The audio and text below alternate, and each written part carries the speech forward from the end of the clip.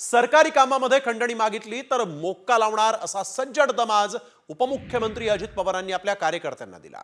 दादांनी हा दम कुठे भरलाय, कोणत्या मंत्र्यांच्या कार्यकर्त्यांना हा इशारा अजित पवारांनी दिला, पाहूयात या विशेष रिपोर्टमध्ये। चुकीचं वागला तर तुम्हाला कारवाई केली जाईल, सातत्य ते राहिलं तर मकोका पण लावला जाईल। ऐकलत?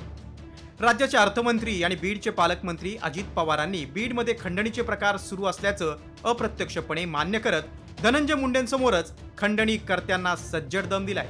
एवढंच नाही तर चुकीची कामं करणाऱ्याला मकोका लावण्याचा इशारा दिलाय। दादांनी धनंजय मुंडेंच्या जिल्ह्यातच जाहीरपणे त्यांच्या कार्यकर्त्यांची खरडपट्टी काढल्यामुळे आता अंजली दमानी यांना धनंजय मुंडेंवर निशाणा साधण्याचं आयतं कोलीत मिळालं। दमानी यांनी थेट धनंजय मुंडेंवर मकोका लावण्याची मागणी केली। चुकीचं वागला तर तुम्हाला कारवाई केली जाईल, तुमच्यावर जे काही नियम आहेत त्या पद्धतीने कलम लावली जातील, सातत्य ते राहिलं तर मकोका पण लावला जाईल। कारण 3-4 केसेस एखाद्याच्यावर लागल्या, 4 एक गंभीर स्वरूपात तर ते होतं। आवादाचे कर्मचारी जर त्यांच्या शासकीय बंगल्यात म्हणजे धनंजय मुंडे यांच्या शासकीय बंगल्यात जाऊन जर त्यांना बोलवलं असेल खंडणीसाठी, तर हा मकोका धनंजय मुंडेंवर देखील लावला गेला पाहिजे असं माझं थेट म्हणणं आहे। सरपंच हत्या प्रकरणाशी संबंधित खंडणीच्या आरोपात वाल्मिक कराडवर मकोका अंतर्गत कारवाई केली। आता सत्ताधारी आणि विरोधकांनी आपला मोर्चा धनंजय मुंडेंकडे वळवलाय, त्यामुळे धास्तावलेल्या कार्यकर्त्यांनी आता सांभाळून घेण्यासाठी फिल्डिंग लावल्याचं दिसतंय। त्यांनाही दादांनी चांगलंच सुनावलंय। लोकप्रतिनिधींच्या देखत सांगतोय, उद्याच्याला परत कुणी आलं नाही दादा, एवढ्या वेळेस पांघरून आला, पांघरून फाटून गेले माझं, एवढ्या वेळेस पदरच राहिला नाही आम्हाला। बीडचे पालकमंत्री अजित पवार बीडमध्ये दाखल झाल्यानंतर मुंडेंनी त्यांचं जंगी स्वागत केलं नाही। एवढंच नाही, अजित पवारांसमोर धनंजय मुंडे हे मान खाली घालून उभे असल्याचं चाणाक्ष जाणकारांच्या नजरेतून सुटलं नाही। अजित पवारांनी बीडमध्ये दाखल होताच कार्यकर्ते, नेते आणि प्रशासनाला सज्जड इशारा दिलाय। त्यामुळे अजित पवारांचा हा अवतार पहिलं इम्प्रेशन पाडण्यासाठी होतं की गुन्हेगारीचा बिमोड करण्यासाठी, हे पुढील काळात कळेलच। ब्युरो रिपोर्ट, साम टीव्ही न्यूज। तर धनंजय मुंडेंसमोरच अजित पवारांनी खंडणीचा मुद्दा काढला आणि त्यामुळे अजित पवारांचा नेमका रोख कुणाकडे होता याचीच चर्चा आता मात्र सुरू झालेली आहे। परंतु आज बीडच्या बदनामीवरून डीपीडीसीच्या बैठकीत बाचाबाची झाल्याची माहिती खासदार बजरंग सोनावणेंनी दिली आहे। डीपीडीसीची बैठक पार पडल्यानंतर खासदारांनी याबाबतची माहिती दिली। धनंजय मुंडे, सुरेश धस आणि बजरंग सोनावणे यांच्यात बाचाबाची झाली। दहशतीच्या मुद्द्यावरून ही बाचाबाची झाली असंही खासदारांनी सांगितलंय। मुंडे आणि धसांमध्ये दादांसमोरच डीपीडीसीच्या बैठकीमध्ये बाचाबाची झाली असं देखील या ठिकाणी आता समोर आलेलं आहे। बजरंग सोनावणे यांनी या संदर्भातली माहिती दिलेली आहे। च्या मीटिंग मध्ये तसा विषय झाला नाही, पण इथं जर कुणी डीपीडीसीच्या मीटिंग मध्ये कुणाला एकाला कॉर्नर करून कुणी बोललं तर आम्ही बसणार नाही। आणि जिथं म्हणलं की कुणी दहशत आहे तर आम्ही त्याला उत्तर दिलं, दहशत कुणाची त्याचं उत्तर द्या। त्याच्यामुळे जिथं माजी पालकमंत्री म्हणले की इथं अधिकाऱ्यावर दहशत आहे, मग कुणाची दहशत आहे, मग त्याच्यावर थोडी झाली बाचाबाची, तर त्याच्यावर बैठक संपली। नाही पण शेवटचा किस्सा काय होता की बाचाबाची किरकोळ विषय एवढं तेवढं होत असतं, ते विषय मला वाटतं मीडियाच्या समोर येऊ नयेत, येतील एवढे मीडियावरती एवढे येतील एवढं झालेलं नाही। काय भांडण काय मुद्द्याचं भांडण नाहीये, हे मुद्द्याचं भांडण आहे। तर भाजप आमदार सुरेश धस यांनी अजित पवारांना आज पेनड्राईव्ह दिलेला आहे आणि या पेनड्राईव्ह मध्ये घोटाळ्याचे पुरावे असल्याची माहिती सूत्रांनी दिली। पालकमंत्री असताना धनंजय मुंडेंनी बीड जिल्ह्यामध्ये कोट्यावधींचा घोटाळा केल्याचा आरोप सुरेश धस यांनी केलेला आहे आणि त्याचेच पुरावे या पेनड्राईव्ह मध्ये असल्याची माहिती सूत्रांनी दिली। मात्र हा पेनड्राईव्ह देत असताना सभागृहामध्ये मात्र एकच शांतता होती, त्यामुळे या पेनड्राईव्ह मध्ये नेमके कोणते पुरावे धस यांनी दिलेले आहेत याची ही चर्चा सुरू झाली आहे। जे बोगस पैसे वगैरे उचलण्यात आलेले होते त्या मुद्दा उपस्थित करायला लागल्याच्या नंतर अजितदादांनी सांगितलं लेखी पत्र द्या। मी त्याचे संपूर्ण लेखी पत्र तयार केलेले आहे, परंतु या जिल्ह्यामध्ये आत्ताच 73 कोटी रुपये बोगस उचलल्याचं मी रात्री जाहीर केलंय. अजित दादा राज्याचे मुख्यमंत्री, राज्याचे सार्वजनिक बांधकाम मंत्री, राज्याचे प्लॅनिंग म्हणजे प्लॅनिंगच दादाकडे आहे, त्याच्यामुळे त्यांच्याकडे ती जी चर्चा झाली त्या चर्चामध्ये जे काय असे आरोप आहेत त्या त्यांनी मांडलं, आम्ही म्हणलं की त्या ठिकाणी जर असं कुठं वाटत असेल तर सबंध 15 वर्षाची या ठिकाणी चौकशी सरकारने करावी. तर धनंजय मुंडे हे आमच्या मंत्रिमंडळातले मंत्री आहेत, आम्हाला भेटण्याची चोरी नाही, आम्ही कधीही भेटू शकतो असं म्हणत मुख्यमंत्री देवेंद्र फडणवीसांनी धनंजय मुंडेंच्या संदर्भातली आपली भूमिका स्पष्ट केलेली आहे. पहिली गोष्ट तर एक लक्षात घ्या की ते त्यांच्या कामाने आले होते, मी माझ्या कामाने आलो होतो, त्यामुळे आमची भेट झाली नाही. पण सकाळी आमची भेट झाली होती, कारण आम्ही म्हणजे त्याच्यापूर्वी कॅबिनेटमध्ये वगैरे काल सगळं आमची भेट वगैरे झाली होती. त्यामुळे की धनंजय मुंडे हे आमच्या मंत्रिमंडळातले मंत्री आहेत, त्यामुळे त्यांना भेटायची चोरी नाही.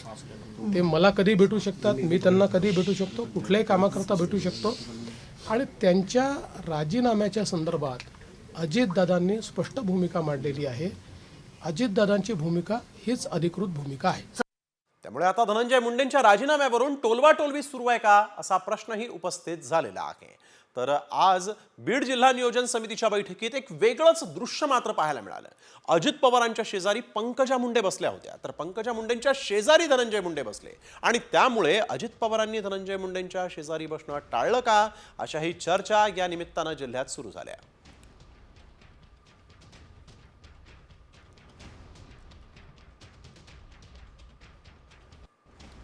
धनंजय मुंडेंच्या राजीनाम्यावरून टोलवाटोलवी सुरू आहे का असा प्रश्नही उपस्थित झालेला आहे. तर आज बीड जिल्हा नियोजन समितीच्या बैठकीत एक वेगळंच दृश्य मात्र पाहायला मिळालं. अजित पवारांच्या शेजारी पंकजा मुंडे बसल्या होत्या, तर पंकजा मुंडेंच्या शेजारी धनंजय मुंडे बसले आणि त्यामुळे अजित पवारांनी धनंजय मुंडेंच्या शेजारी बसणं टाळलं का अशाही चर्चा या निमित्तानं जिल्ह्यात सुरू झाल्या.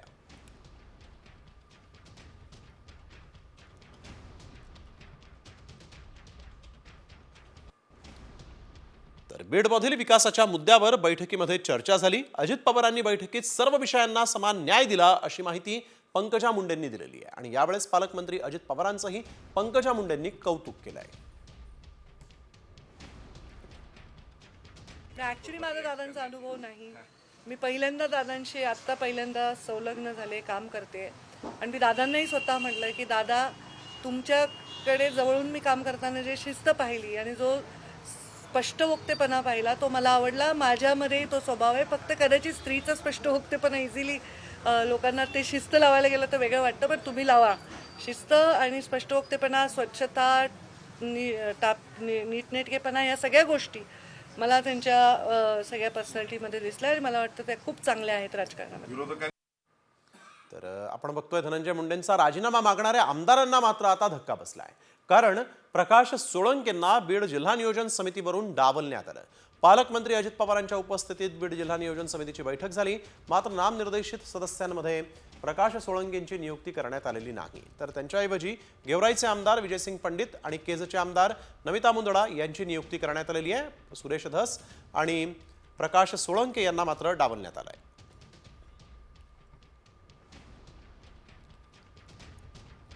धस आणि सोळंके आऊट झालेले आहेत आणि पंडित तसंच मुंदडा या इन झालेल्या आहेत. सुरेश धस भाजपचे आमदार आहेत, प्रकाश सोळंके देखील.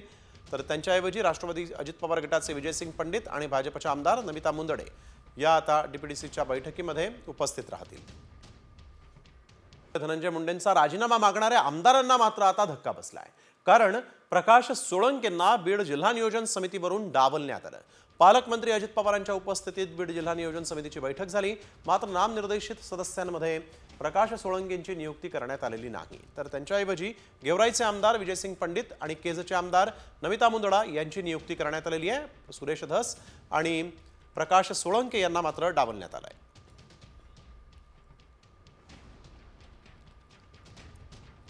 धस आणि सोळंके आऊट झालेले आहेत आणि पंडित तसंच मुंदडा या इन झालेल्या आहेत. सुरेश धस भाजपचे आमदार आहेत, प्रकाश सोळंके देखील. तर त्यांच्याऐवजी राष्ट्रवादी अजित पवार गटाचे विजयसिंग पंडित आणि भाजपचे आमदार नमिता मुंदडे या आता डीपीडीसीच्या बैठकीमध्ये उपस्थित राहतील. तर सध्या जेलमध्ये असणाऱ्या वाल्मिक कराडसाठी बीडमध्ये अधिकारी कशा पायघड्या घालतायत याचं एक उत्तम उदाहरण समोर आलंय. वाल्मिक कराडवर गंभीर गुन्ह्यांची नोंद आहे, मात्र तरीही त्याला वाईन शॉपचा परवाना मिळाला. तसंच केज नगरपंचायतीनं त्याला वाईन शॉपसाठी 4च दिवसात ना हरकत प्रमाणपत्र सुद्धा दिलं. सरकारी काम 4 महिने थांब अशी सरकारी कामकाजाची ओळख. मात्र वाल्मिकनं ना हरकत प्रमाणपत्रासाठी गेल्या वर्षी 28 नोव्हेंबरला अर्ज केला होता. त्याला लगेच 2 डिसेंबरला ना हरकत प्रमाणपत्र मिळालंय.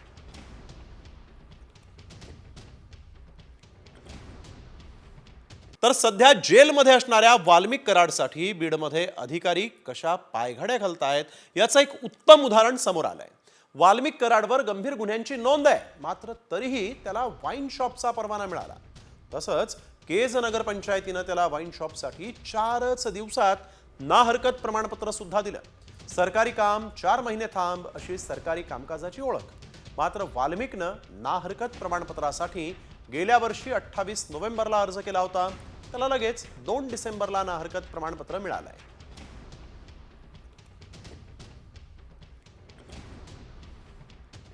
विधानसभा निवडणुकीच्या निकालावर राज ठाकरेंनी आज शंका उपस्थित केली. लोकांनी केलेलं मतदान कुठेतरी गायब झालं असा टोलाच त्यांनी हाणला. 13 खासदार असलेल्या काँग्रेसचे 15 आमदारच कसे? शरद पवारांचे 8 खासदार निवडून आले आहेत, त्यांच्या पक्षाला केवळ 10 जागाच कशा मिळाल्या असा सवालही राज ठाकरेंनी उपस्थित केलाय.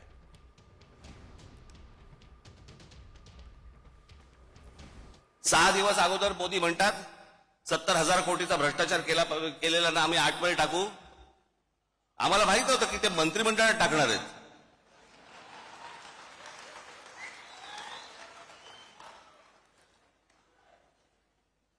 आतमध्ये टाकूचा अर्थ हा होतो हे मला पहिल्यांदा कळलं. 4 महिन्यात फरक पडला लोकांच्या मनात. काय झालं, कशामुळे झालं हा संशोधनाचाच विषय. एका खासदाराच्या खाली किती आमदार येतात? साधारणपणे 5 ते 6 आमदार येतात. 6 आमदार येतात, बरोबर आहे. सर्वसाधारणपणे किती आमदार यायला पाहिजे होते काँग्रेसचे? सगळे 6च्या 6 नाही पकडलं, पण एखाद्या मतदारसंघामध्ये 6च्या ऐवजी समजा 4 आलेत, 3 आलेत, काहीतरी त्यांचे 15 आमदार येतात. मी तुम्हाला आज काय सांगायला आलोय, या मतदानावरती जाऊ नका. लोकांनी आपल्याला मतदान केलेलं आहे, फक्त ते आपल्यापर्यंत आलेलं नाहीये.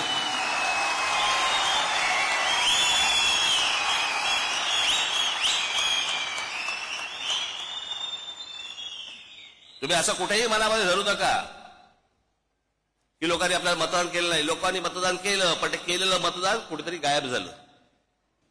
महाराष्ट्रात निकाल लागल्यावरती मी पहिल्यांदा महाराष्ट्रात असं बघितलं, सन्नाटा पसरला.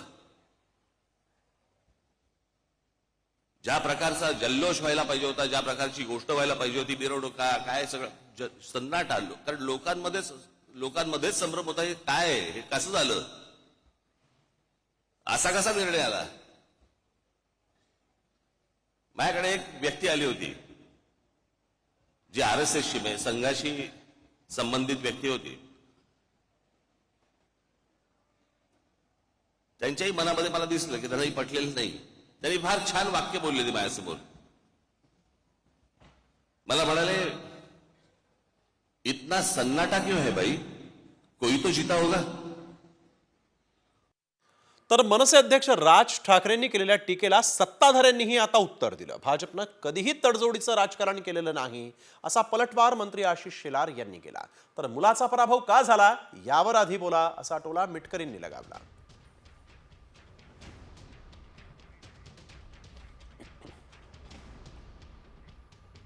श्रीमान राज ठाकरेजी यांनी त्यांच्या राज्यस्तरीय पदाधिकारी संमेलनामध्ये जो एक नरेटिव्ह सेट करण्याचा प्रयत्न करत आहेत तो अर्ध आणि अर्धवट माहितीच्या आधारावर आहे. प्रथम राष्ट्र आणि राष्ट्रवादी विचाराच्या आधारावर राष्ट्र निर्माण या आधारावरच राजकारण कधीच आम्ही तडजोड केलं नाही. आपल्या सुपुत्रांचा दारुण पराभव का झाला आणि आपल्या जागा का निवडून आल्या नाहीत यावर त्यांनी भाष्य करावं आणि त्याकरता अजितदादांसारखं पहाटे 5 वाजतापासून मला असं वाटतं त्यांनी कामाला लागलं पाहिजे. त्याच्याशिवाय अजितदादा नावाचा विकास पुरुष त्यांना कळू शकणार नाही. तर वळूया पुढील बातमीकडे. ठाकरे आणि भाजपची पुन्हा युती होण्याची शक्यता आहे. कालच्या एका कार्यक्रमात नेमकं काय घडलं, कोणता भाजपचा नेता युतीच्या सुवर्ण क्षणाची वाट पाहतोय, ठाकरेंनी त्यांना काय उत्तर दिलं, पाहूयात या विशेष रिपोर्टमध्ये. कालचे दुश्मन आजचे दोस्त.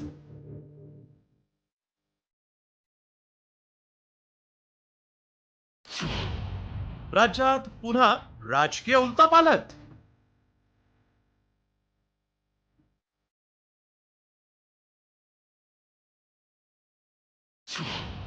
ठाकरे भाजपचा पुन्हा दोस्ताना.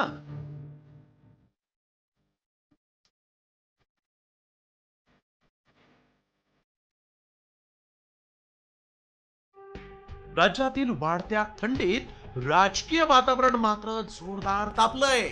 त्याला कारण ठरला तो एक फोटो. भाजपचे आमदार पराग अळवणींच्या मुलीच्या लग्नातील या फोटोनं राजकीय वर्तुळाचं लक्ष वेधून घेतलं. मुख्यमंत्री देवेंद्र फडणवीस दिल्लीत असताना उद्धव ठाकरे आणि भाजपचे ज्येष्ठ नेते चंद्रकांत पाटलांची झालेली भेट आणि त्या भेटीतील चर्चेच्या तपशिलानं शिवसेना भाजप युती होण्यासाठी नेत्यांचं मनोमिलन झाल्याचं आता बोललं जात आहे. यावेळी नेमकं काय घडलं पाहूया. मुंबईतल्या एका लग्न सोहळ्यात उद्धव ठाकरे चंद्रकांत पाटलांची भेट झाली. मिलिंद नार्वेकरांनी चंद्रकांत पाटलांना मग युती कधी असा प्रश्न केला.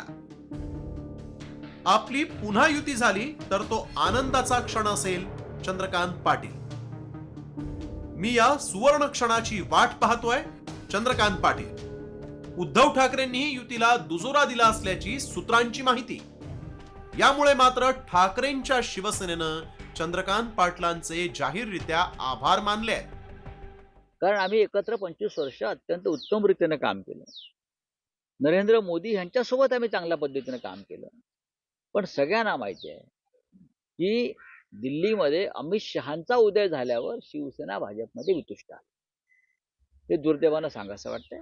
मी चंद्रकांत दादा पाटील यांनी ज्या भावना व्यक्त केलेल्या आहेत त्याबद्दल आम्ही त्यांचे आभारी आहोत. भाजपनं मात्र सावध भूमिका घेतली. सुवर्ण क्षणाची वाट पाहणाऱ्या चंद्रकांत पाटलांनी मीडियावर खापर फोडत फोटोचा विपर्यास केल्याचं सांगितलं. तर फडणवीसांनीही याला भाबडा विचार म्हणत आपले सध्याचे मित्र नाराज होणार नाहीत ना याचीही काळजी घेतली आहे. मी गेलो त्याला उद्धवजी शुभेच्छा देऊन खाली उतरत होते आणि मी शुभेच्छा द्यायला वर चढत होतो. समोरासमोर आलो, नमस्कार केला. पण त्या लग्न समारंभातही प्रेस उपस्थित होती आणि ते शूट केलं आणि जवळ बहुधा दुसरी बातमी येईपर्यंत ते आता ते चालवतील की आम्ही दोघे भेटलो, आता काय होणार. उद्धव ठाकरे आणि भाजप जवळ येतं असं वाटतं त्याच्यातून. असं आहे, पहिली गोष्ट तर लग्नात भेटल्यामुळे पक्ष जवळ येतात किंवा युती होते, इतका भाबडा विचार हा किमान तुमच्यासारख्या ज्येष्ठ पत्रकारांच्या डोक्यात तरी येऊ नये अशा प्रकारची माझी अपेक्षा आहे.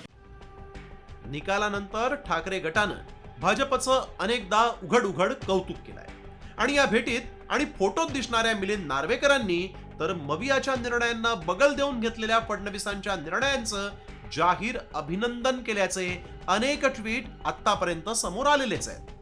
त्यात आता लग्नात झालेली ही भेट ठाकरे आणि भाजपच्या युतीचा पाया रचणार का याकडेही आता लक्ष लागलंय. ब्युरो रिपोर्ट, साम टीव्ही मराठी. तर कालचे दुश्मन आता दोस्त होऊन चंद्रकांत पाटलांच्या मनातील सुवर्ण क्षण महाराष्ट्राचं राजकारण बदलणार का याचीच चर्चा रंगलेली आहे. वळूया पुढील बातमीकडे. पुण्यात ठाकरेंची शिवसेना पाण्यासाठी आक्रमक झाल्याचं पाहायला मिळालं. ठाकरेंच्या शिवसेनेनं पुण्यातील भवानी पेठ क्षेत्रीय कार्यालयावर हंडा मोर्चा काढला आणि यावेळेस आक्रमक झालेल्या ठाकरेंच्या कार्यकर्त्यांनी आणि महिला आंदोलकांनी या कार्यालयामध्ये हंडे फेकत जोरदार घोषणाबाजी. कार्यालयाचा गेट तोडण्याचा देखील आंदोलकांनी प्रयत्न केला. यावेळेस कार्यालयात घुसत ठाकरेंच्या कार्यकर्त्यांनी जोरदार घोषणाबाजी केली. अधिकारी आणि ठेकेदार यांच्या वादामुळेच नागरिकांना पाणी मिळत नसल्याचा ठाकरेंच्या सेनेचा आरोप.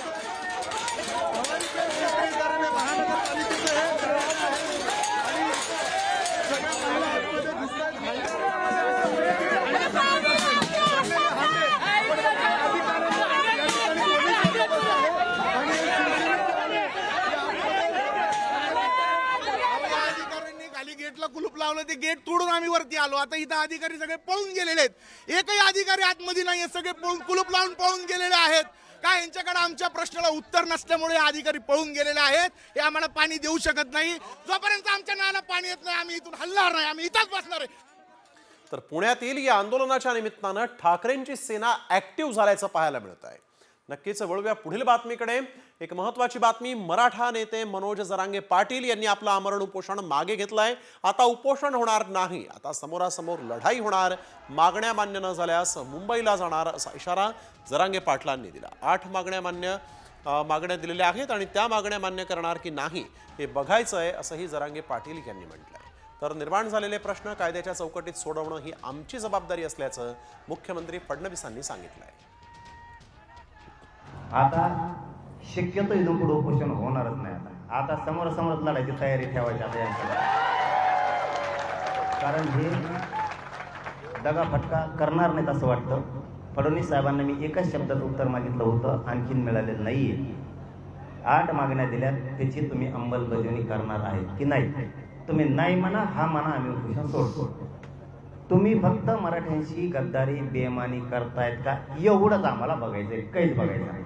आनंद आहे, आम्ही मराठा समाजाच्या संदर्भात जे काही निर्णय घेतले आहेत ते महायुतीच्या सरकारनेच घेतलेले आहेत आणि हे सगळे प्रश्न जे निर्माण झालेले आहेत ते कायद्याच्या चौकटीत सोडवणं ही आमची जबाबदारी आहे. आम्ही तो प्रयत्न करतोय.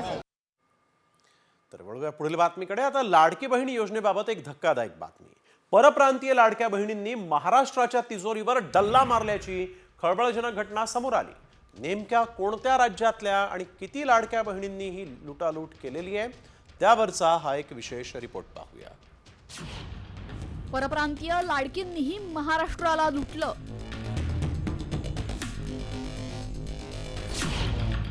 बोगस लॉग इन आयडीचे हजारो अर्ज.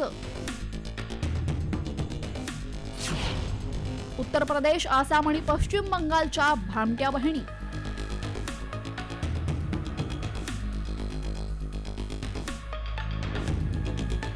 राज्यामध्ये तब्बल 30 लाख लाडक्या बहिणी नियमबाह्य असल्याची चर्चा सुरू असताना आता थेट परप्रांतीय लाडक्या बहिणींनी महाराष्ट्राच्या तिजोरीवर डल्ला मारल्याचं समोर आलंय. या योजनेतील परराज्यातल्या बोगस लाभार्थ्यांचं रॅकेट समोर आलंय. अस्पष्ट कागदपत्र आणि आधार क्रमांकाच्या आधारे फसवणूक करण्याचा या हजारो भामट्या बहिणींचा प्रयत्न होता. या प्रकरणी आता सोलापूर जिल्ह्यातल्या बार्शी शहर पोलीस ठाण्यामध्ये गुन्हा दाखल झालाय. नक्की हे रॅकेट कसं कार्यरत होतं पाहूयात. सांगली आणि लातूर मधल्या अंगणवाडी सेविका दाखवून त्यांनी लॉग इन आयडी बनवले. अंगणवाडी सेविकांच्या बोगस आयडीवरनं 1171 अर्ज भरण्यात आले. आधार कार्डवरचा पत्ता दिसू नये म्हणून अस्पष्ट दिसणारी कॉपी अपलोड केली. एकही मुस्लिम महिला नसणाऱ्या गावातील मुस्लिम महिला लाभार्थी दाखवल्यानं भांडाफोड झालाय. आधार क्रमांकाशी लिंक खातं उत्तर प्रदेश, आसाम आणि पश्चिम बंगाल यासोबतच राजस्थान मधल्या व्यक्तीचं निघालंय. दरम्यान ही बनवेगिरी समोर आल्यानंतर मुख्यमंत्र्यांनी योजनेतील अनियमिततेची चौकशी करून कारवाई करू असं म्हटलंय. तर विरोधकांनी सत्ताधाऱ्यांवर निशाणा साधलाय. काही अनियमितता या निश्चितपणे याच्यामध्ये झालेल्या आहेत असं लक्षात येत आहे. म्हणूनच आमच्या ज्या महिला व बालविकास मंत्री आहे अदितीताई तटकरे यांनी या संदर्भात सांगितलं की अशा ज्या अनियमितता आहेत त्याची आम्ही चौकशी करतो आहोत. ज्या अनियमितता बाहेर येतील त्याच्यावर कारवाई देखील आम्ही करू आणि त्यासोबत त्यांना या यादीतनं बाहेर देखील काढू. मला असं वाटतं की जेव्हा इलेक्शनच्या आधी ज्या पद्धतीने एजन्सी, कुठल्या एजन्सीनी फॉर्म भरून घेतले? सरकारच्याच एजन्सी ना. जर सरकारच्याच एजन्सीनी फॉर्म भरून घेतले तर उत्तर सरकारने दिलं पाहिजे या सगळ्याचं. त्या योजनेचं काय आहे, कधी 2100 रुपये देणार आहेत? 2100 रुपये तर या महिन्यापासून यायला पाहिजे होते, जानेवारीपासून. का 2100 रुपये येत नाही आहेत? आणि आता ज्या सरकारनीच फॉर्म भरून दिले, अधिकाऱ्यांनी एवढे मोठे करोडो रुपये खर्च करून एवढे मोठे कार्यक्रम केले, राखी बांधून घेतली सगळ्यांकडून, त्याचा पुढे काय झालं? मग हे परत घेण्यासाठी तुम्ही हे कार्यक्रम घेतले, याचं उत्तर सरकारला द्यावं लागेल. आता अशा परप्रांतीय भामट्या बहिणींकडनं वसुली करण्यात येईल असं सोलापूरचे पालकमंत्री जयकुमार गोरे यांनी म्हटलंय.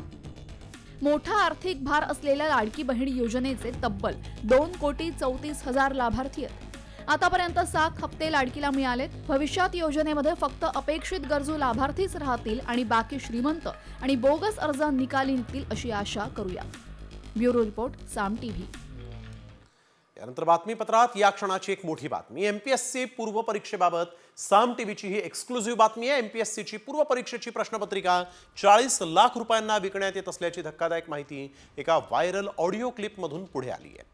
एका एजंटच्या संवादाची ही ऑडिओ क्लिप साम टीव्हीच्या हाती लागली आणि या एजंटनं किशोर बाळासाहेब जाधव या विद्यार्थ्याला फोन केला आणि एमपीएससीची प्रश्नपत्रिका हवी असल्यास थेट 40 लाख रुपयांची मागणी केली। काय आहे या ऑडिओ क्लिपमध्ये पाहूयात। किशोर बाळासाहेब जाधव बोलताय? हा, बोलतोय। तुम्ही फॉर्म भरला होता एमपीएससीचा?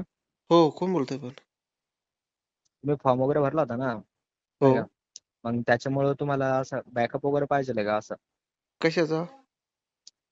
पेपरचं वगैरे? हा, बॅकअप तर प्रत्येकाला लागतो पास होण्यापर्यंत। हो, मग तेच मग का बरं की आम्ही ना नाही का पेपर वगैरे नाही का प्रश्नपत्रिका वगैरे तर ते आधीच देतोय। कधी देत आहे? आधी 1 दिवस अगोदर। अच्छा अच्छा। हा, पण त्याची फीस वगैरे तुम्हाला सांगतो आम्ही नाही का, 35 ते 40 लाख आहे असे। अच्छा। 1 दिवस अगोदरच पेपर भेटून जाईल। हा, असं आहे। मग तुम्ही इच्छुक आहात का नाही ते आम्हाला सांगा। तर या सगळ्या प्रकारानंतर आता संतप्त प्रतिक्रिया एमपीएससीच्या परीक्षार्थींनी दिलेल्या आहेत। त्यांनी नेमकं काय म्हटलंय पाहूया। हे एक्झामच्या अगोदर 2 दिवस का करतायत? ह्यांचा काय हेतू आहे का खरंच पेपर फुटला आहे? ह्या गोष्टीची आयोगानं आणि पोलिसांनी सुद्धा शहानिशा केली पाहिजे आणि जोपर्यंत शहानिशा होत नाही तोपर्यंत आयोगाने पेपर घेऊ नये। जर अशा प्रकारे जर एमपीएससीचा पेपर फुटत असेल आणि हे जर खरं असेल तर लाखो विद्यार्थ्यांचं भविष्य अंधकारमय झालंय। लवकरात लवकर एमपीएससी आयोग असेल, पोलीस प्रशासन असेल यांनी दखल घेणं गरजेचं आहे व या प्रकाराची चौकशी करणं गरजेचं आहे। मग 40 लाख रुपये द्या, हा PSI, हा STI, हा ESO, हा सब रजिस्टर, हे कुठेतरी चुकीचा प्रकार आहे। ह्याच्या मागची SIT चौकशी केली पाहिजे। तर या संपूर्ण घटनेनंतर वर्षानुवर्ष मेहनत करणाऱ्या एमपीएससीच्या विद्यार्थ्यांनी मात्र संतप्त भावना व्यक्त केलेल्या आहेत। परंतु ही बातमी साम टीव्हीनं दाखवली। साम टीव्हीनं या सगळ्या परीक्षार्थींच्या भावना जाणून घेतल्या आणि एमपीएससी प्रशासन यानंतर सामच्या बातमीनं खडबडून जागं झालं। या प्रकरणाची माहिती मिळाल्यानंतर आम्ही पोलिसांकडे तक्रार केल्याचं एमपीएससीच्या अधिकाऱ्यांनी सांगितलेलं आहे। तर 2 फेब्रुवारी रोजी होणाऱ्या परीक्षेचे पेपर सुरक्षित आहेत असं देखील स्पष्टीकरण एमपीएससीच्या अधिकाऱ्यांनी दिलेलं आहे। पत्रिका लीक झाली आहे म्हणजे प्रश्नपत्रिका आमच्याकडे आहे अवेलेबल, तुम्ही आम्हाला इतके पैसे द्या अशा स्वरूपाची ती मागणी आहे। आणि या संदर्भात सर्वात महत्त्वाचं म्हणजे आम्ही आज सकाळी जेव्हा आम्हाला ही माहिती मिळाली आम्ही पुणे पोलीस आयुक्त यांच्याकडे आम्ही या संदर्भातील रीतसर तक्रार देखील नोंदवलेली आहे आणि त्यांनी तपास सुरू केलेला आहे। वळूया पुढील राजकीय बातमीकडे। महायुतीची सत्ता आल्यानंतर आता भाजपनं आपला मोर्चा हा स्थानिक स्वराज्य संस्थांच्या निवडणुकांकडे वळवलाय आणि त्यासाठी भाजपनं मित्रपक्ष शिंदे गटाची कोंडी करण्यासाठी शिंदेंचे पारंपरिक विरोधक नायकांना ताकद दिली आहे। मात्र शिंदे आणि नायकांमधील वाद काय आहे, ठाणं नेमकं कुणाचं, पाहूयात या स्पेशल रिपोर्टमध्ये। शिंदेंच्या वर्चस्वाला नायकांचा भान। दिघेंनंतर नाईक शिंदेंशी भिडणार?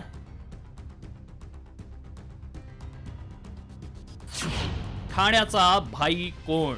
पालघर जिल्ह्याचा पालकमंत्री आहे, दर 2-1 महिन्यांनी तिथे जनता दरबार लावणार आहे। ठाण्यामध्ये दर 3 महिन्यांनी लावेल। गणेश नाईकांनी उपमुख्यमंत्री एकनाथ शिंदेंच्या ठाण्यात जनता दरबार घेण्याचं जाहीर केलं आणि शिंदे आणि गणेश नाईकांमधील वादाचा नवा अंक सुरू झालाय।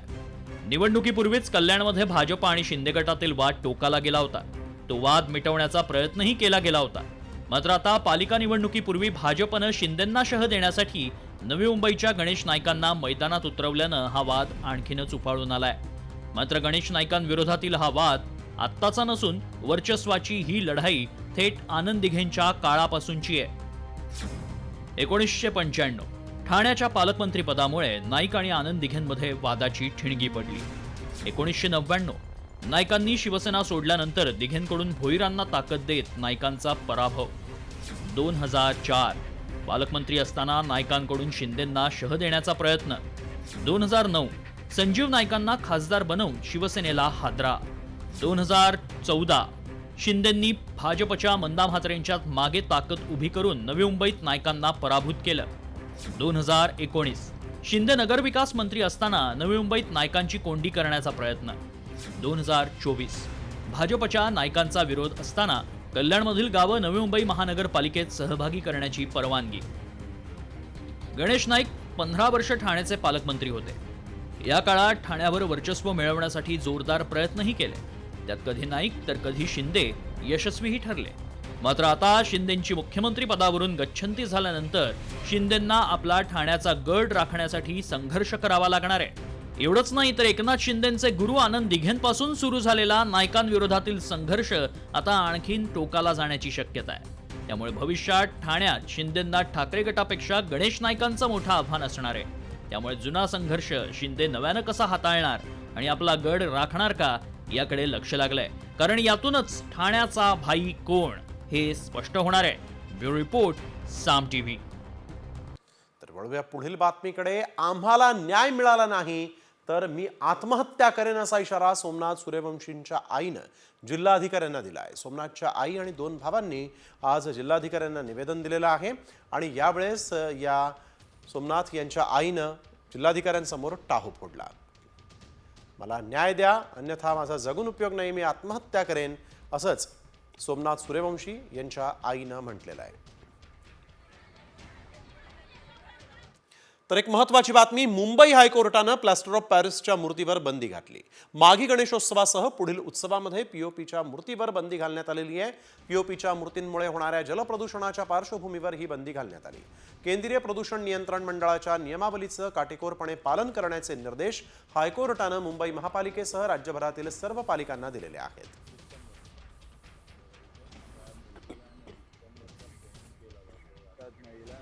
आता बातमी डोमेसाईलवर आधारित आरक्षणाबाबतची. पदव्युत्तर वैद्यकीय अभ्यासक्रमासाठीच डोमेसाईल आधारित आरक्षण सुप्रीम कोर्टानं रद्द ठरवलेलं आहे. डोमेसाईल आधारित आरक्षण घटनाबाह्य आहे. हे आरक्षण राज्यघटनेतील कलम 14चं उल्लंघन आहे असं कोर्टानं म्हटलं. पदव्युत्तर वैद्यकीय अभ्यासक्रमासाठी विविध राज्यांनी डोमेसाईल आधारित आरक्षण लागू केलं होतं, मात्र सुप्रीम कोर्टानं ते रद्द केलेलं आहे. डोमेसाईल आधारित आरक्षण घटनाबाह्य असल्याचं सुप्रीम कोर्टानं म्हटलंय. हे आरक्षण राज्यघटनेतील कलम 14चं उल्लंघन आहे. भारत हा फक्त एकच निवासस्थान आणि आपण सर्वजण भारताचे रहिवासी आहोत असंही कोर्टानं म्हटलं. देशात कुठेही निवासस्थान निवडण्याचं स्वातंत्र्य आहे.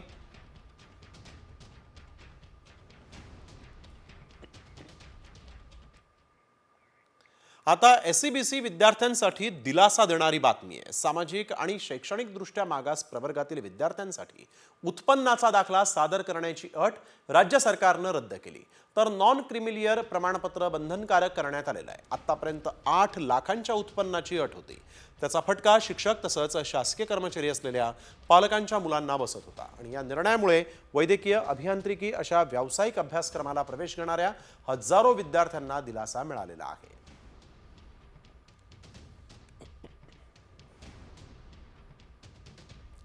लाडक्या बहीण योजनेमुळे वयोश्री योजनेचे लाभार्थी मात्र वेटिंगवर असल्याची धक्कादायक माहिती समोर आली आहे. सरकार लाडक्या बहिणींसाठी दरमहा 3,750 कोटी रुपये खर्च करत आहे. सरकार एकीकडे महिलांची काळजी घेत असल्याचं चित्र आहे, तर दुसरीकडे ज्येष्ठांकडे मात्र दुर्लक्ष होत असल्याची वस्तुस्थिती समोर आली. मुख्यमंत्री वयोश्री योजनेअंतर्गत अर्ज केलेल्या 6.5 लाख ज्येष्ठांपैकी सुमारे 4 लाख लाभार्थींना 3 महिन्यांपासून लाभ मिळालेला नाही. विशेष म्हणजे विधानसभा निवडणुकीनंतर 17 ऑक्टोबर 2024 पासून नव्या ज्येष्ठांना वयोश्रीचे अर्ज करणं देखील आता बंद करण्यात आलेलं आहे. एकूण अर्जदार 6,25,000 आहेत. लाभ मिळालेले लाभार्थी आहेत 2 लाख. दरवर्षी अनुदान 3,000 रुपये मिळतं. अनुदानाच्या प्रतीक्षेतले अंदाजे लाभार्थी आहेत 4,09,000. तर वयोश्री योजनेतून ज्येष्ठांना चष्मा, श्रवणयंत्र, tripod, wheelchair, folding walker, commode खुर्ची अशी उपकरणं खरेदी करण्यासाठी मदत म्हणून 3,000 रुपये दिले जातात. मात्र आता ज्येष्ठांना ही उपकरणंच घेता येत नाहीयेत. वळूया पुढील बातमीकडे. रील्स बनवण्यासाठी म्हणून महागड्या दुचाकी चोरणाऱ्या 4 जणांना नाशिक पोलिसांनी अटक केली. त्यांच्याकडून तब्बल 9 लाखांच्या 5 महागड्या दुचाकी पोलिसांनी जप्त केल्या आहेत. नाशिक आणि संगमनेरमधून या दुचाकी जप्त करण्यात आल्या आहेत. चोरीचा हा सीसीटीव्ही जो आहे तो देखील आता व्हायरल होतोय. कशा पद्धतीनं या दुचाकी चोरण्यात आल्या होत्या त्याची ही संपूर्ण दृश्य सीसीटीव्ही मध्ये कैद झाली आहेत.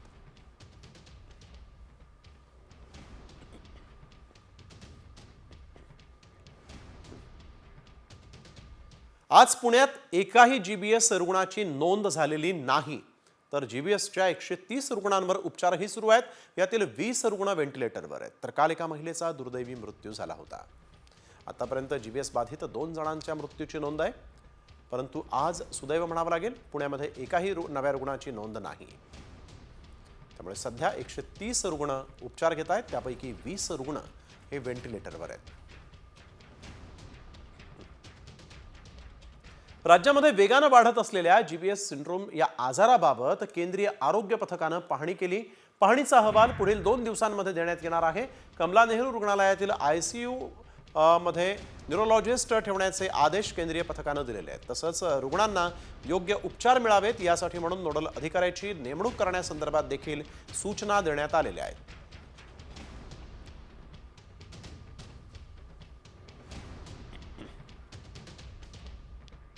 राज्यामध्ये जीबी सिंड्रोमचा धोका वाढत असून आता साताऱ्यात जीबीएसचे 4 संशयित रुग्ण आढळले आहेत. 15 वर्षांच्या आतील 4 मुलांमध्ये याची लक्षणं आढळली असून नमुने तपासणीसाठी प्रयोगशाळेत पाठवण्यात आलेले आहेत. तर अकोल्यामध्ये देखील जीबीएस या आजाराचे 5 रुग्ण आढळून आले. 5 पैकी 1 रुग्ण व्हेंटिलेटरवर आहे. सातारा जिल्ह्यामध्ये 4 ॲक्यूट प्रोग्रेसिव्ह ऑन्सेट ऑफ विकनेसचे रुग्ण सापडलेले आहेत. ही सर्व लहान मुलं आहेत जी 15 वर्षाच्या आतली आहेत. आणि ह्या 4ही मुलांना आपण 2 मुलं शासकीय रुग्णालयात, 1 खाजगी रुग्णालयात आणि 1 Krishna institute of medical science Karad या ठिकाणी दाखल आहेत. ह्या 4ही मुलांची प्रकृती सध्या चांगली आहे. त्यांच्या प्रयोगशाळा तपासण्या आणि वैद्यकीय तपासण्या सध्या चालू आहेत. सातारा जिल्ह्यामध्ये 4 तर आपण बघतोय 15 वर्षांच्या आतील 4 मुलांवर देखील जीबीएस न ते बाधित आहेत आणि त्यामुळे त्यांच्यावर देखील आता उपचार सुरू आहेत. सातारा आणि अकोल्यामध्ये जीबीएसचे रुग्ण आढळलेले आहेत. त्यामुळे राज्यात जीबीएसचा हा वेढा वाढत चालल्याचं दिसत आहे. साताऱ्यात जीबी सिंड्रोमचे 4 संशयित रुग्ण आहेत. तर 15 वर्षाखालील 4 मुलांवर सध्या उपचार सुरू आहेत. त्यामुळे प्रत्येकानं काळजी घेणं देखील नितांत गरजेचं आहे. तर जीबीएस या आजारानं राज्यभरात पाय पसरायला कशी सुरुवात केली ते आपण पाहिलंय. त्यामुळे पाणी उकळून प्या आणि अन्न शिजवून खा, कच्चं खाऊ नका असा डॉक्टरांनीही सल्ला दिलेला आहे. वळूया पुढील बातमीकडे. बातमी आहे 10वी-12वीच्या परीक्षांबाबत. 10वी-12वीच्या परीक्षेत गैरप्रकार झाल्यास परीक्षा केंद्रांची मान्यता कायमची रद्द करा असा इशारा बोर्डानं दिलेला आहे. याशिवाय परीक्षा केंद्रांवर परीक्षा शिक्षक तसंच कर्मचाऱ्यांच्या नियुक्ती करण्याच्या निर्णयात देखील बदल करण्यात आलेला आहे. आता गेल्या 5 वर्षात गैरप्रकार झालेल्या परीक्षा केंद्रांवरच अन्य शाळांमधील शिक्षक कर्मचाऱ्यांची नियुक्ती करण्याचे निर्देश देण्यात आलेले आहेत. लोकप्रतिनिधी, संस्थाचालक, शिक्षक संघटनांनी आक्षेप नोंदवल्यामुळे हा निर्णय घेण्यात आलेला आहे. काँग्रेसचे माजी आमदार रवींद्र धंगेकर आणि हुसेन दलवाई यांनी पुण्यात उपमुख्यमंत्री एकनाथ शिंदेंची भेट घेतली. काँग्रेसचे 2 नेते जे आहेत ते एकनाथ शिंदेंची भेट घेतल्यामुळे चर्चांना उधाण आलेलं आहे. यावेळेसची एक महत्त्वाची बातमी. माजी आमदार रवींद्र धंगेकर यांनी एकनाथ शिंदेंची पुण्यात भेट घेतलेली आहे. धंगेकरांबरोबर हुसेन दलवाई देखील एकनाथ शिंदेंच्या भेटीला पोहोचले. त्यामुळे काँग्रेसचे हे ज्येष्ठ 2 महत्त्वाचे नेते एकनाथ शिंदेंच्या भेटीसाठी म्हणून का गेले असा प्रश्न आता उपस्थित झालेला आहे. राजकीय वर्तुळात चर्चांना उधाण आलेलं आहे. माजी आमदार रवींद्र धंगेकर यांनी एकनाथ शिंदेंची भेट घेतलेली आहे. धंगेकरांबरोबर हुसेन दलवाई हे देखील एकनाथ शिंदेंच्या भेटीला गेले. त्यामुळे आता राजकीय विश्वात चर्चांना उधाण आलेलं आहे. काँग्रेसचे माजी आमदार आहेत रवींद्र धंगेकर आणि ते एकनाथ शिंदेंची भेट नेमकी का घेत आहेत असा प्रश्न उपस्थित झालेला आहे. या भेटीचा तपशील अद्याप समोर आलेला नाहीये. परंतु काँग्रेसच्या या 2 ज्येष्ठ नेत्यांनी उपमुख्यमंत्री एकनाथ शिंदे यांची भेट घेतल्यामुळे राजकीय वर्तुळात चर्चांना उधाण आलंय. यावेळेसची एक मोठी बातमी सामवर आपण पाहताय. रवींद्र धंगेकर यांनी एकनाथ शिंदेंची भेट घेतली आहे. या भेटीचा नेमकं तपशील जो आहे तो अद्यापही समोर आलेला नाही. बातमी जळगावमधून आहे. ही बातमी ऐकून तळपायाची आग मस्तकात जाईल, कारण एका 70 वर्षांच्या जोडप्याला महापालिकेनं घराबाहेर काढलेलं आहे. गणेश नगर भागामध्ये हे जोडपं गेल्या 30 वर्षांपासून राहत आहे. मात्र एका क्षणात या जोडप्याच्या डोक्यावरचं छत गेलेलं आहे. हे जोडपं राहत असलेली जागा एका खासगी व्यक्तीची आहे. त्या खासगी व्यक्तीच्या तक्रारीवरून कारवाई करण्यात आल्याचा दावा महापालिकेने केला. तर ही जागा महापालिकेची असल्याचा दावा जोडप्याने केला. राहण्याची पर्यायी व्यवस्था करा, नाहीतर आत्मदहन करू, असा इशाराच या जोडप्याने दिलेला आहे.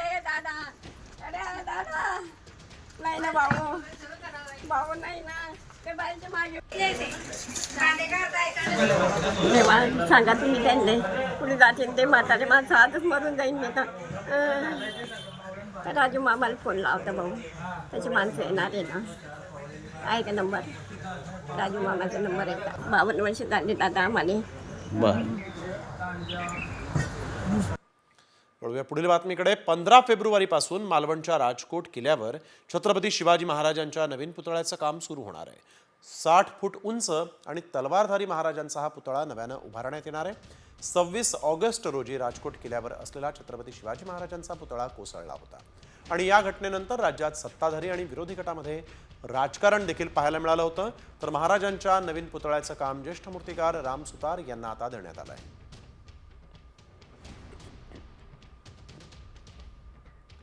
प्रयागराजमधल्या महाकुंभ मेळ्यात चेंगराचेंगरीनं 30 भाविकांचा मृत्यू झाला आणि या दुर्दैवी घटनेनंतर आता प्रशासनाला जाग आलेली आहे. भाविकांच्या सुरक्षेसाठी कडक पावलं उचलत प्रशासनानं 5 मोठे बदल केलेले आहेत.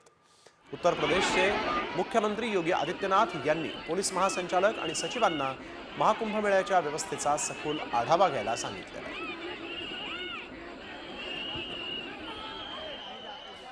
महाकुंभ मेळ्याच्या परिसरात सर्व प्रकारच्या वाहनांना प्रवेश करण्यास सक्त मनाई करण्यात आली आहे.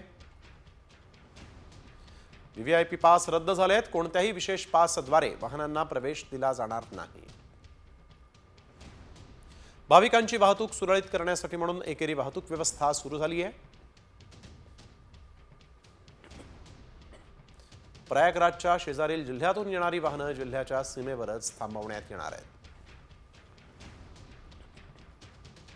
4 तारखेपर्यंत शहरात 4 चाकी वाहनांना पूर्णपणे बंदी असेल. तर प्रयागराजमधील महाकुंभात झालेल्या या चेंगराचेंगरी दरम्यान फरहान आलमनं 35 वर्षीय राम शंकरचा जीव वाचवला. चेंगराचेंगरी दरम्यान राम शंकरला हृदयविकाराचा तीव्र झटका आला होता आणि यावेळेस फरहान आलमनं CPR देऊन त्याचे प्राण वाचवले. सध्या राम शंकरवर रुग्णालयामध्ये उपचार सुरू आहेत. त्याच्या प्रकृतीमध्ये सुधारणा होत असल्याची माहिती आहे. काल महाकुंभ मेळ्यामध्ये चेंगराचेंगरी झाली होती आणि यामध्ये 30 भाविकांचा मृत्यू झाला तर 90 जण जखमी झालेले आहेत. याच वेळेस माणुसकीचं हे अनोखं दर्शन इथं पाहायला मिळालं.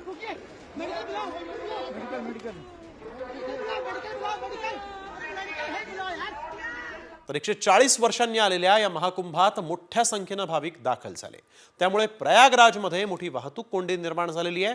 तासनतास एकाच ठिकाणी वाहनं थांबलेली आहेत तर काही भाविक चालत निघालेले आहेत. 15 किलोमीटर पहले की हालत है.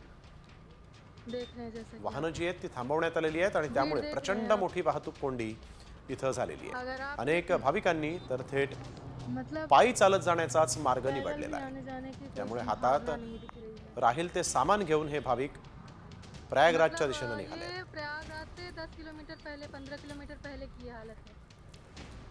यानंतर एक महत्त्वाची बातमी. कंपन्यांनी कर्मचाऱ्यांना बोनस प्रोत्साहन भत्ता देणं नवीन नाहीये. मात्र एका कंपनीनं आपल्या कर्मचाऱ्यांना बोनस देण्यासाठी भन्नाट योजना राबवली. पाहूया कोणती आहे ही कंपनी आणि काय आहे या कंपनीची मालामाल ऑफर. बोनससाठी कर्मचाऱ्यांसमोर नोटांचा ढीग.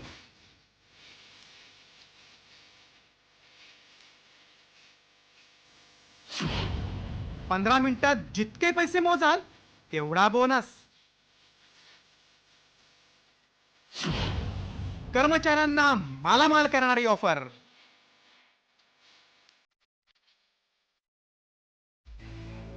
जगभरातील कंपन्या कर्मचाऱ्यांना वेगवेगळे आकर्षक पॅकेज, बोनस अशा ऑफर देत असतात.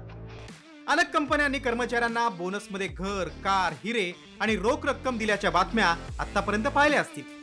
गुजरातमधील हिरे व्यापारी सौजी ढोलकिया यांनी दिवाळीचा बोनस म्हणून चक्क 600 कर्मचाऱ्यांना कार भेट दिली होती.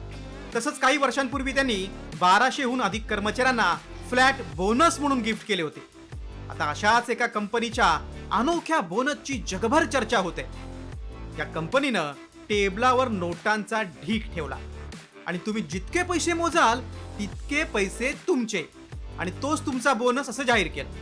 मग काय, कर्मचाऱ्यांची पाची बोटं तुपात. अगदी अनेक कर्मचाऱ्यांच्या हातून पैसे ओसंडून वाहत होते. तुम्हाला उत्सुकता असेल, कर्मचाऱ्यांसमोर अशा पैशांचा ढीग ओतणारी कंपनी कोणत्या देशातील आहे? तर ही चीनमधील हेनान मायनिंग क्रेन नावाची कंपनी आहे.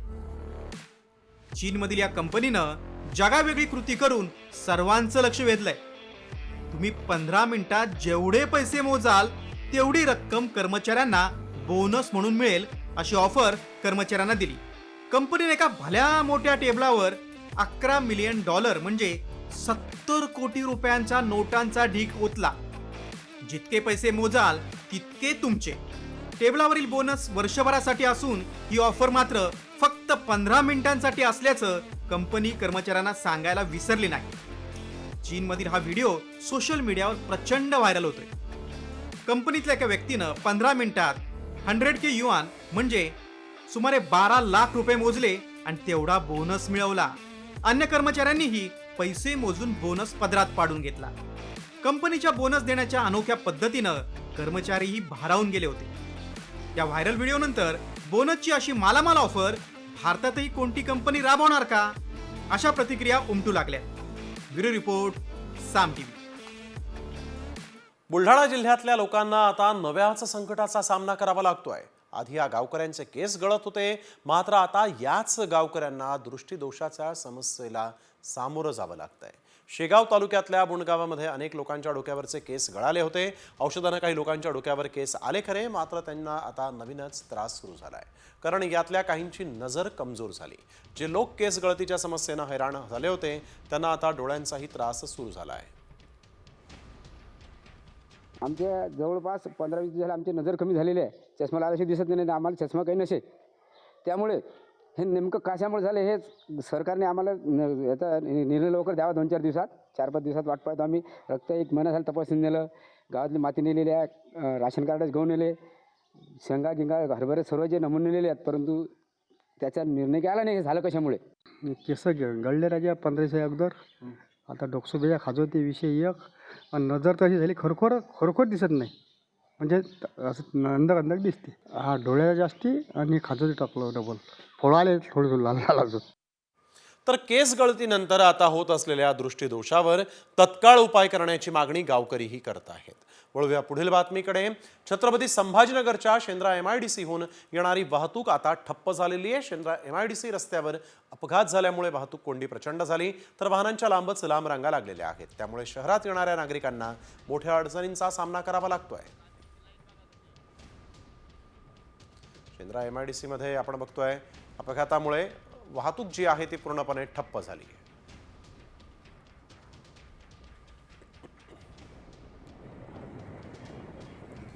अमेरिकेचे राष्ट्राध्यक्ष डोनाल्ड ट्रम्प यांनी इन्कम टॅक्स फ्री प्रस्ताव ठेवलेला आहे. या माध्यमातून अमेरिकन नागरिकांना श्रीमंत बनवणारी व्यवस्था परत आणली जाणार आहे. मात्र यातून अमेरिका कसा पैसा कमावणार आणि नागरिकांना कसं श्रीमंत करणार पाहूया. अमेरिकन्स करमुक्त होणार?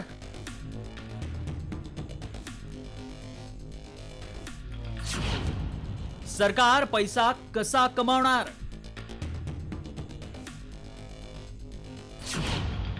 जनता श्रीमंत होणार? अमेरिकेचं काय?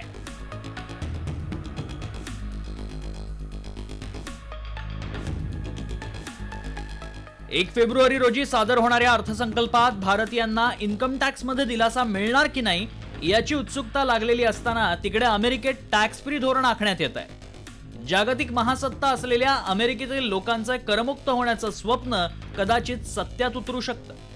अमेरिकेचे राष्ट्राध्यक्ष डोनाल्ड ट्रम्प यांनी देशातील प्राप्तिकर रद्द करण्याची भूमिका मांडली आहे. यासाठी परदेशी वस्तूंवरील आयात शुल्क वाढवून आता अमेरिकन नागरिकांना श्रीमंत बनवण्याची रणनीती ट्रम्प यांनी आखली आहे. नेमकं काय धोरण असणार आहे पाहूया.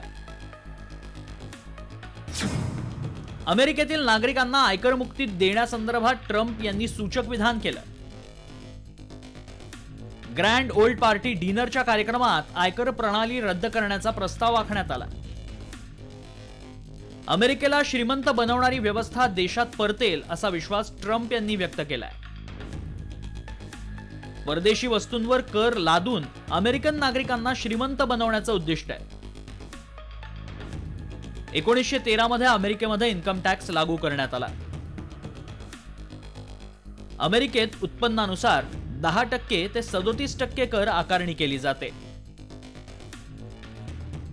कॅनडा आणि मेक्सिकोमधून येणाऱ्या वस्तूंवर 25% कर आकारला जाईल. चीनी वस्तूंवरही 10% कर आकारणी केली जाणार आहे. अमेरिकन नागरिकांना करमुक्त करण्यासाठी ट्रम्प सरकार इतर देशांकडून येणाऱ्या वस्तूंवर आयात कर आकारणार आहे. यात भारत आणि ब्राझील या ब्रिक्स देशांवरही टॅरिफ वाढीचे ढग आता दाटू लागलेत. अमेरिकेत येणाऱ्या वस्तूंवर 20% आयात कर लादल्यानं सरकारला दरवर्षी सुमारे $300 अब्ज उत्पन्न मिळू शकतं. मात्र पाश्चिमात्यांचं अनुकरण करणाऱ्या भारतीयांचं उत्पन्न कधी करमुक्त होणार याचीच वाट भारतीय चाकरमानी पाहतोय. ब्युरो रिपोर्ट, साम टीव्ही.